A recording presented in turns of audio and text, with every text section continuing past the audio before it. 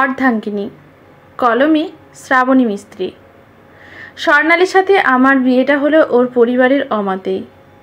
স্বর্ণালীর জেদের কাছে হার মেনে অনিচ্ছা সত্ত্বেও ওর বাবা মা বিয়ের আয়োজন করলো। বিয়ের আগে অত্যন্ত বিরক্ত হয়ে স্বর্ণালীর বাবা বলেছিল, নিজের ইচ্ছে বিয়ে করছো, আমাদের মতামতের কোনো দামই যখন নেই, বিয়ের পর কোনো সমস্যা হলে আমরা আর ফিরেও তাকাবো না, এটা মনে রেখো। স্বর্ণালী তাও শুধু আমাকে ভরসা করে বিয়েটা করে নিল। বিয়ের পরে সময়টা যেন স্বপ্নের মতো কাটতে লাগলো। দুজনে একসাথে উঠে ব্রেকফাস্ট বানাই, টিফিন বানিয়ে নিয়ে যে যার অফিসে যায়। অফিস থেকে ফিরে চলে দুজনের আড্ডা। তারপর একসাথে খাবার রান্না করে কখনো মুভি বা ক্রিকেট দেখতাম, কখনো ব্যালকনিতে বসে দুজনে গল্প করতাম। এইভাবে দিনগুলো বেশ কাটছিল। কিন্তু হঠাৎ একদিন মা বলল, রোজ এত সকালে কেন উঠিস? বৌমা তো ওঠেই। ভালো করে না ঘুমিয়ে শরীরের কি অবস্থা করেছিস বলতো? বিয়ের আগে তো রান্নাঘরে ঢুকতিস না, বিয়ের পর এত পরিবর্তন। লোকে ঠিকই বলে বিয়ের পর ছেলেরা বদলে যায়। বউয়ের জন্য কত ভালোবাসা, কই মায়ের হাতে হাতে তো কখনো কুটোটি নাড়িসনি। সেই বিয়ে হয়ে আসা থেকে হেসেল সামলে যাচ্ছি, কখনো তোর বাবাকে রান্নাঘরে ঢুকতে অবধি দিইনি। সেদিন আমি বলতেই পারতাম, বাবার মতো তুমি আমাকেও কিছু করতে দাওনি। বলতে পারতাম ঘরে বাইরে দুদিক সামলাতে স্বর্ণালীর কষ্ট হবে। বলতে পারতাম মেয়েটা আমার কাছে পরিবার ছেড়ে এসেছে, ওর ভালো রাখার দায়িত্ব আমার। বলতেই পারতাম যুগ বদলেছে, রান্না জানাটা একটা সাধারণ ব্যাপার, বরং নিজের কাজ নিজে না করতে পারাটা খুব বিপজ্জনক। অথচ আমি কিছুই বলিনি, উল্টে সকাল সকাল ঘুম থেকে ওঠা বন্ধ করে দিয়েছি। এখন স্বর্ণালী আরও তাড়াতাড়ি ওঠে, একাই রান্না করে। আমি বাবার মতোই হয়ে গেছি। ঘড়িটা বেলটা না পেলে চেঁচিয়ে স্বর্ণালীকে ডেকেছি, জামা আয়রন না পেলে রাগ দেখিয়েছি নিজের বউয়ের ওপরেই। স্বর্ণালীও কেমন যেন বদলে গেছে, চুপচাপ সব শুনে যায়, কথা কম বলে। আমি কখনো ভেবে দেখিনি প্রাণোচ্ছল মেয়েটাকে আমি ভেতরে ভেতরে শেষ করে দিচ্ছি। সন্ধ্যায় ফেরার সময় বন্ধুরা বলে, কিরে সৈকত, রাত করে বাড়ি গেলে বউ ঘরে ঢুকতে দেয় না বুঝি? হো হো করে হাসতে হাসতে বন্ধুরা ঠাট্টা করে। আরে ভাই, আমাদের ঘরেও তো বউ আছে, কিন্তু বৌদির মতো আঁচলে বেঁধে রাখে না। সেদিন আমি চাইলেই হয়তো ওদেরকে বুঝিয়ে বলতে পারতাম, কিন্তু আমার মেল ইগো প্রচণ্ড পরিমাণে হার্ট হলো। আবার সন্ধ্যায় বন্ধুদের সাথে আড্ডা মেরে রাত করে বাড়ি ফেরা শুরু হলো আগের মতোই। বোন এসে বলল, ভালোই তো বৌদির সাথে রোমান্টিক পোজ দিয়ে ছবি তুলছিস আজকাল, আর আগে আমি একটা সেলফি তুলতে চাইলে মুখ ঘুরিয়ে নিতিস। বাব্বা, কত বদলে গেছিস রে দাদা তুই। কই বড় বৌদি তো এত ছবি তোলে না। সেদিন আমি বলতেই পারতাম, কেন তুই তোর বরের সাথে ছবি তুলিস না? ছবিতে তো ফেসবুক ভরে থাকে। এসব কিছু না বলে আমি স্বর্ণালীর সাথে ছবি তোলা বন্ধ করে দিলাম। কিন্তু ছবি তুলতে স্বর্ণালী খুব পছন্দ করত। আমি ধীরে ধীরে বিয়ের আগের জীবনে ফিরে গেলাম। পরিবর্তন করলাম না আর নিজেকে, কিন্তু বাবা মাকে ছেড়ে আসা মেয়েটার জীবনে বিশাল বড় পরিবর্তন ঘটে গেল। মানিয়ে আর মেনে নিতে নিতে সে নিজেকে আমূল বদলে নিল। বিয়ের আগের আমি আর বিয়ের পরের আমি মধ্যে মিল না পেয়ে স্ত্রী ক্রমশ গুটিয়ে নিতে শুরু করলো নিজেকে। মাঝে মাঝে স্বর্ণালীর সাথে আমার ঝামেলা হয়, স্বামী স্ত্রীর মধ্যে, যেটা খুবই কমন। স্বর্ণালী বলে, এসব ঝামেলার মধ্যে পরিবারকে ঢুকিও না, নিজেদের মধ্যে ঠিক মিটে যাবে। কিন্তু বাড়িতে বললে একে অপরের পরিবারের কাছে আমরা দুজনেই খারাপ হয়ে যাব। কিন্তু রাগ হলে আমি থাকতে পারি না, মাকে সবটা বলে দিই। স্বাভাবিকভাবেই মা আমাকে সাপোর্ট করে, স্বর্ণালীকে কথা শোনায়। আমার মনে হয় কেউ তো আমার পাশে আছে, কিন্তু স্বর্ণালী নিজের বাড়িতে বলে না কিছুই। বললে ওর বাবা মায়ের চোখেও যে আমি খারাপ হয়ে যাব, হয়তো তার মেয়েকে রাখতে নাও পারে আমার কাছে। এটা আমি ভেবে দেখি না। স্বর্ণালী আমাকে ভালো প্রমাণ করার জন্য বাবা মায়ের কাছে আমার তারিফ করে, আর আমি পরিবার বন্ধুবান্ধবদের নিজেদের অশান্তির কথা বলে নিজেকে হেয় করি, মানুষকে সমালোচনা করার সুযোগ করে দিই। আমি এটা বুঝি না, স্ত্রী তো অর্ধাঙ্গিনী, সে যখন আমার, তার অপমানও তো আমার নিজের অপমান। স্বর্ণালী বোঝাতে বোঝাতে ক্লান্ত হয়ে যায়, আর কিছু বলে না আমাকে। বিয়ের 2 বছর পর আমাদের ছেলে হলো। সন্তান সম্ভব অবস্থায়ও অফিস গেছে মেয়েটা।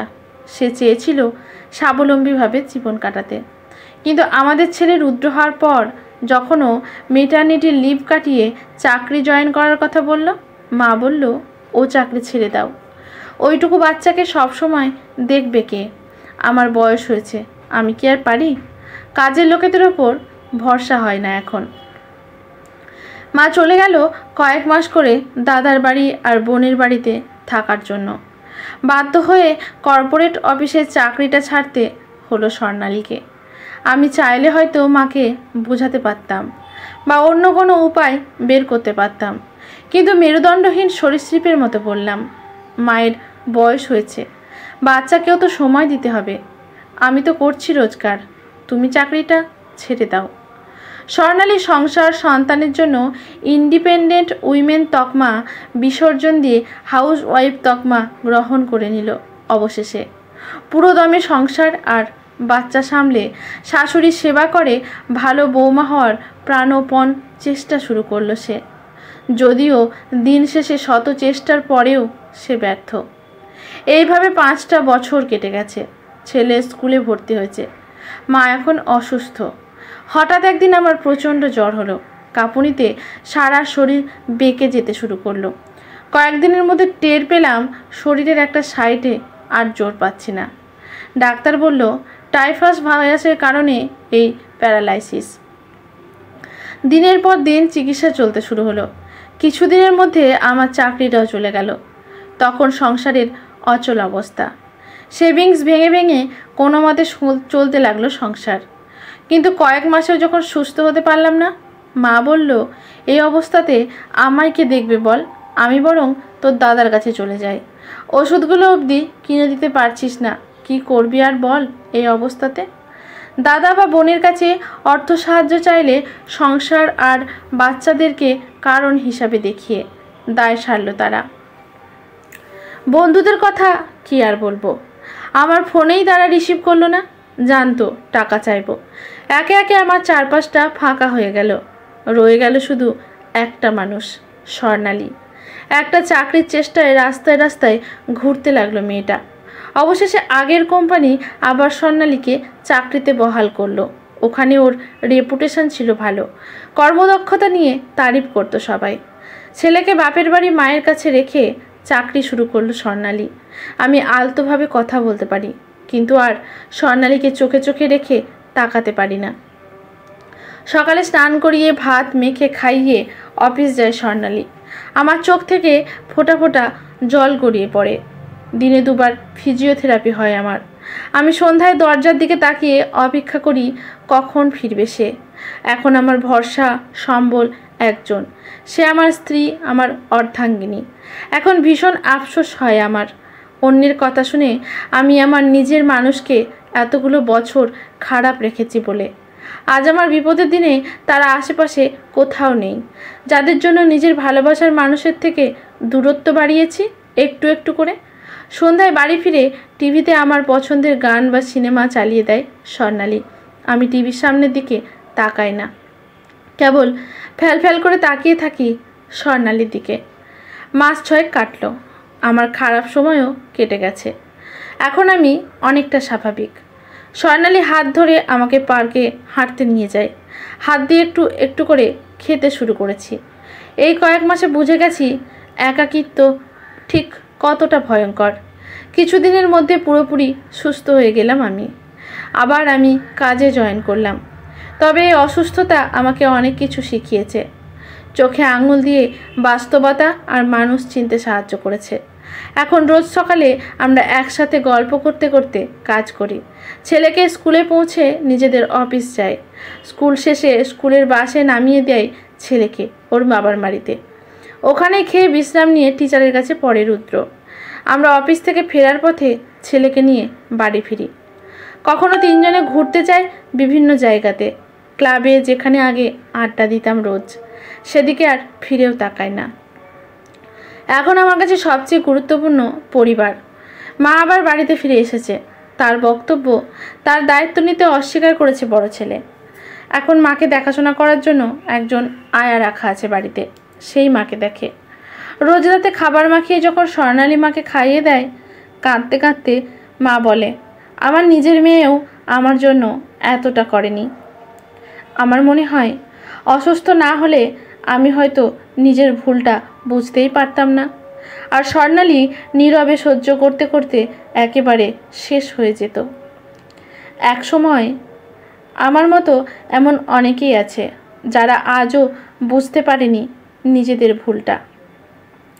নিজেদের অজান্তেই নিজেদের সম্পর্ককে ক্ষতবিক্ষত করে চলেছে তারা। জীবনের শেষ সময় বার্ধক্যতে বাবা মা ভাই বোন এমনকি অনেক সময় সন্তানরাও সাথে থাকে না, একে অপরের সাথে কেবল থেকে যায় স্বামী স্ত্রী।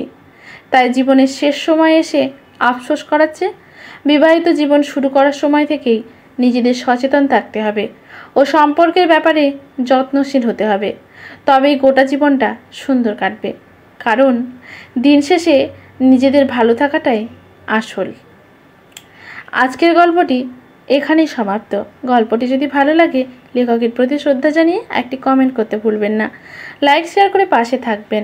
ইউটিউব থেকে দেখলে চ্যানেলটি সাবস্ক্রাইব করে বেল নোটিফিকেশানটি অল করে দেবেন। ফেসবুক থেকে দেখলে পেজটি ফলো করে রাখবেন। ধন্যবাদ।